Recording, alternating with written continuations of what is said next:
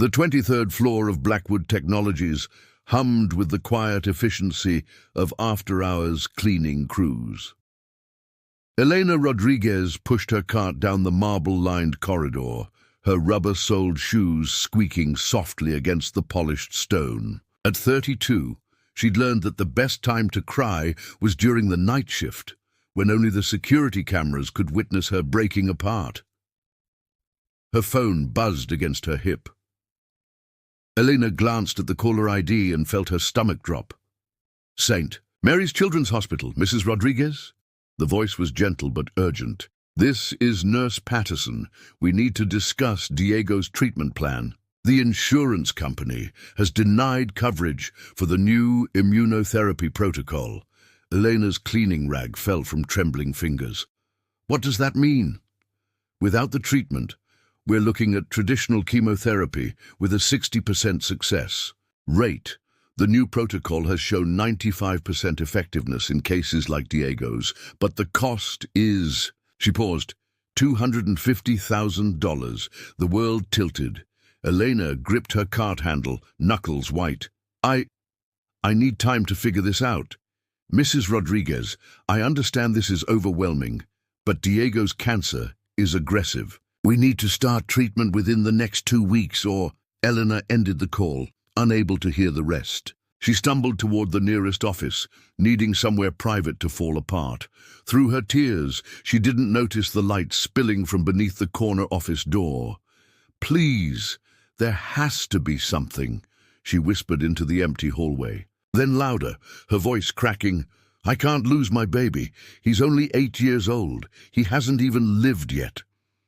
Inside his office, Marcus Blackwood froze with his whiskey glass halfway to his lips. He'd been working late, trying to solve his own impossible problem.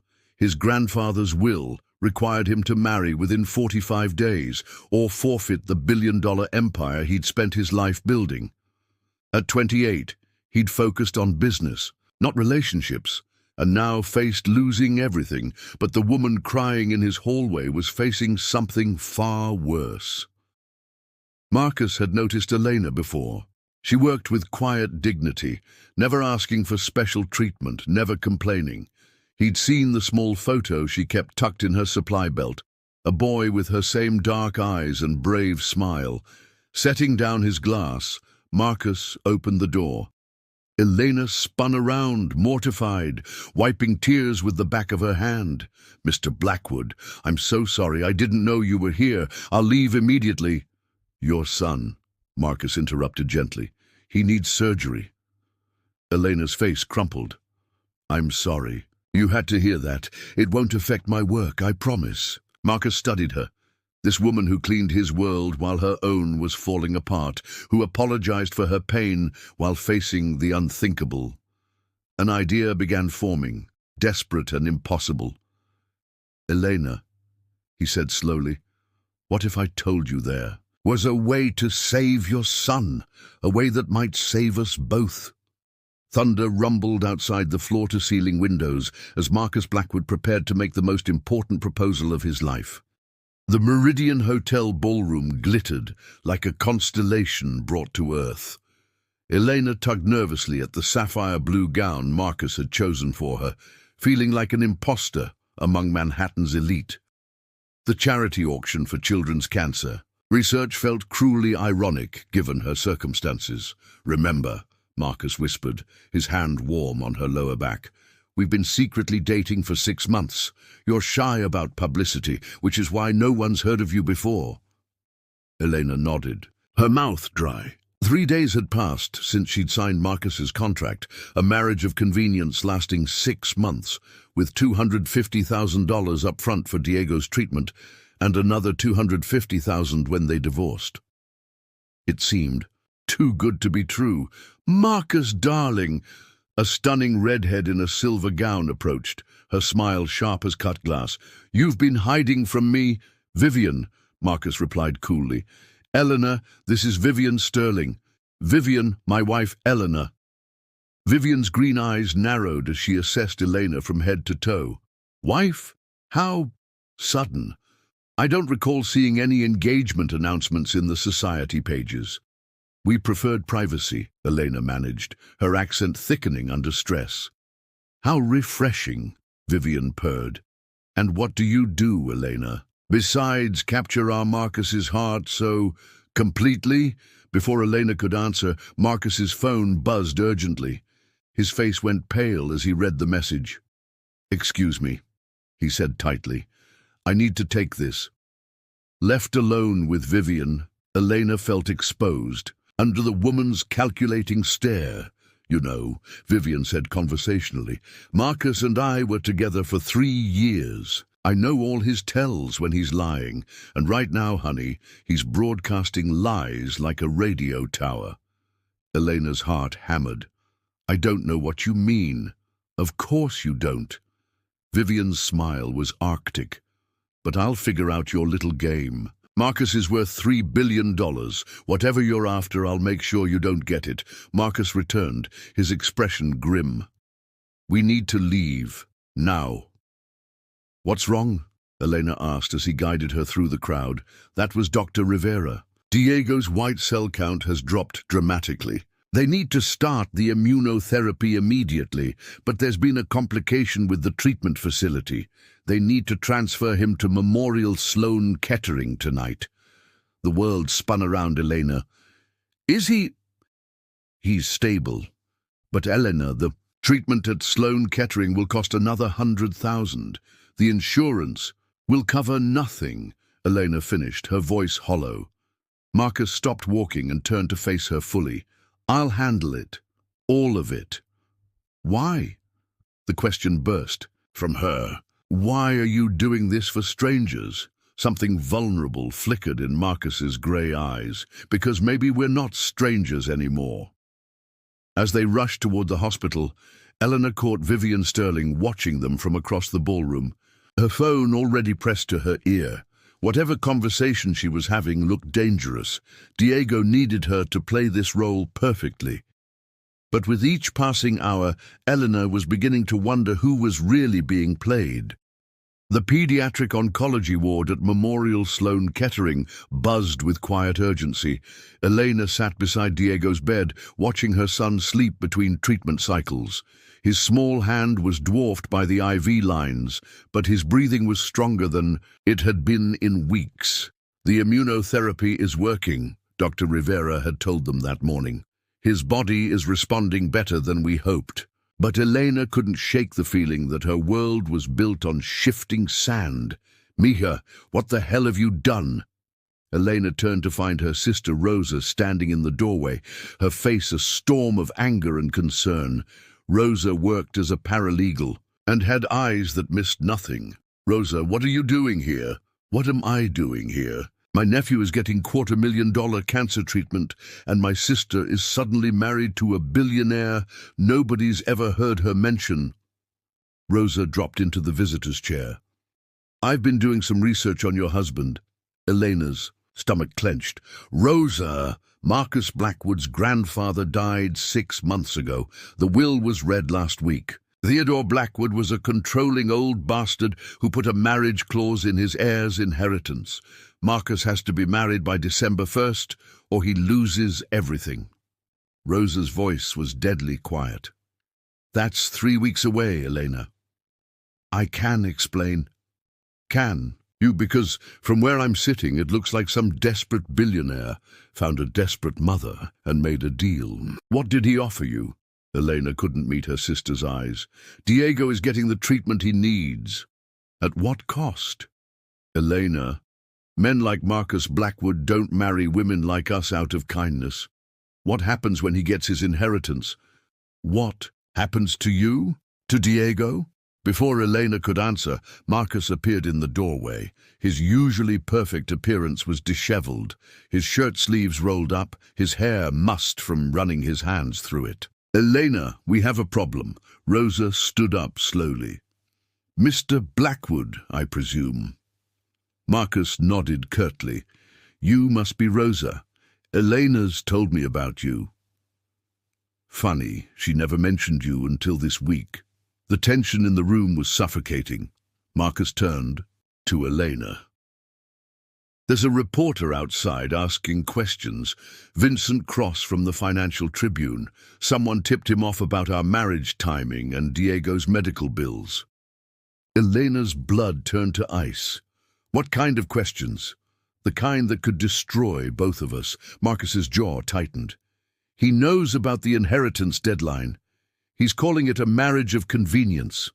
Rosa laughed bitterly. Because that's exactly what it is. Rosa, please. Elena started. No, Mija. You want to play house with a billionaire? Fine, but don't pretend this fairy tale has a happy ending. Men like him don't fall for women like us. They use us until we're no longer. Convenient. Marcus's face hardened. You don't know anything about me. I know enough, Rosa shot back. I know my sister is risking everything for someone who'll disappear the moment he gets what he wants. As if summoned by their argument, a man in a rumpled suit appeared at the door. Vincent Cross, with a recorder in his hand and questions that could unravel everything. When truth collides, Vincent Cross had the look of a man who'd built his career on other people's secrets.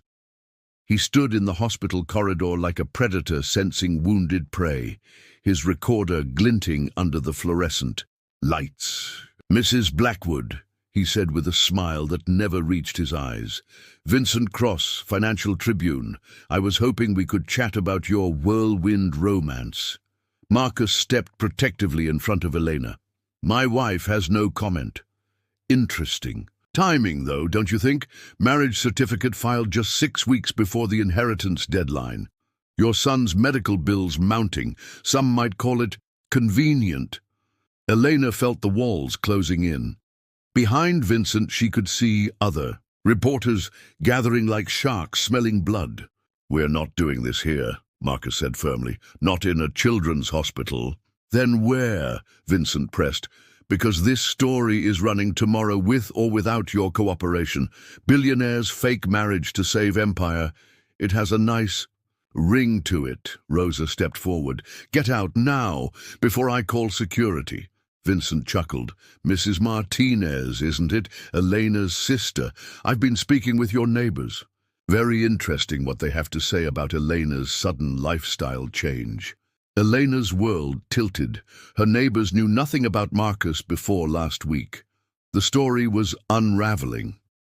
That evening, Marcus paced his penthouse living room while Elena sat curled on his leather sofa, Diego asleep in the guest bedroom.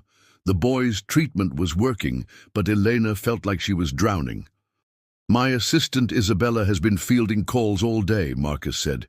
Every major news outlet wants the story. Maybe we should just tell the truth, Elena whispered. Marcus stopped pacing. The truth? That I married you for my inheritance? That you married me for money? You think that helps either of us? At least it's honest. Honest. Marcus's voice was strained. Elena, if this gets out, the inheritance committee will void the marriage clause. I'll lose everything, and you'll be painted as a gold digger who exploited her sick son. The cruelty of his words hit like a physical blow. Eleanor stood up slowly. Is that what you think of me? Marcus ran his hands through his hair. No, that's not... Elena, I didn't mean, but it's what everyone else will think. Elena's voice was steady now, resolved. Rosa was right. This was always going to end badly. Marcus's phone buzzed. Isabella's name flashed on the screen. The story's going live, he said after reading the message. Cross posted it an hour ago. It's trending on social media. Elena walked to the floor-to-ceiling windows, looking out at the city lights. Somewhere out there, people were reading about her desperation, her son's illness, her deal with the devil. I'm taking Diego home, she said quietly. Elena, wait. We can fight this. My legal team... Your legal team can't fix this, Marcus. The truth is out. Our marriage is fake. Your inheritance is in jeopardy, and my son will recover because a stranger took pity on us. She turned to face him. But I won't let Diego grow up thinking this is what love looks like. What if I told you it doesn't have to be fake anymore? The question hung between them like a lifeline neither dared to grasp.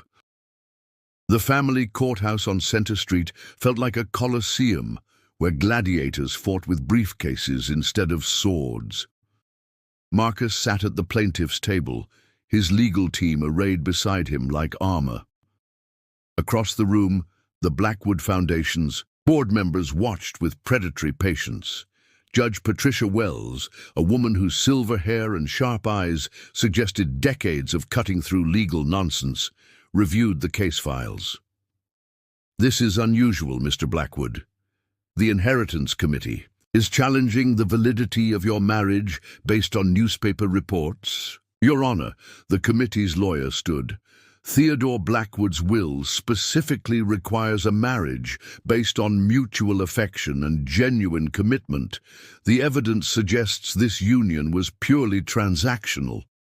Eleanor squeezed Marcus's hand under the table. 3 weeks had passed since Vincent Cross's story broke. 3 weeks of media scrutiny, public humiliation, and a truth neither of them had been ready to face. "Mr. Blackwood," Judge Wells said, "do you have witnesses to testify to the genuine nature of your relationship?" Marcus's lawyer nodded. "We call Isabella Chen to the stand." Isabella, Marcus's assistant of 5 years, approached the witness box with quiet dignity. "I've worked closely with Mr. Blackwood since he took over the company. I've never seen him look at anyone the way he looks at Elena." "Objection, speculation," the committee's lawyer interjected. "I'll allow it," Judge Wells said. "Continue, Ms. Chen. The morning after their first meeting, Marcus asked me to research the best pediatric oncologists in the country. Not because his contract required it, but because he couldn't sleep knowing a child was suffering. That's not the action of a man in a fake marriage. That's love." Elena felt tears prick her eyes. Beside her, Marcus sat rigid with tension. "We call Diego Rodriguez to the stand." Elena's breath caught. They hadn't planned this. Diego, now responding, well to treatment and looking healthier than he had in months, walked confidently to the witness box. "Diego," Marcus's lawyer said gently, "how do you feel about your mom's marriage?" Diego looked directly at Marcus, his 8-year-old wisdom shining through. "Marcus reads to me every night in the hospital. Real dads do that, right? He doesn't have to, but he does. And he makes my mom smile again. She stopped smiling when I got sick, but she smiles now." Judge Wells leaned forward. "Young man, do you think Marcus loves your mother?" Diego nodded solemnly. "Yeah. And she loves him too, even though she's scared to say it." The courtroom fell silent. Elena felt exposed, as if her 8-year-old son had just revealed her deepest secret to the world. "Mr. Blackwood," Judge Wells said, "approach the bench with your wife." They stood together, hands clasped, facing the judge who would determine their future. "This court finds that while your marriage may have begun as a business arrangement, the evidence suggests genuine affection has developed. The inheritance clause is satisfied." Outside the courthouse, Marcus turned to Elena. "Our contract expires in 2 weeks." Elena smiled through her tears. "Maybe it's time to write a new one, without expiration dates." Marcus kissed her as cameras flashed around them, but for the first time, Elena didn't care who was watching. Some stories, she realized, were worth telling.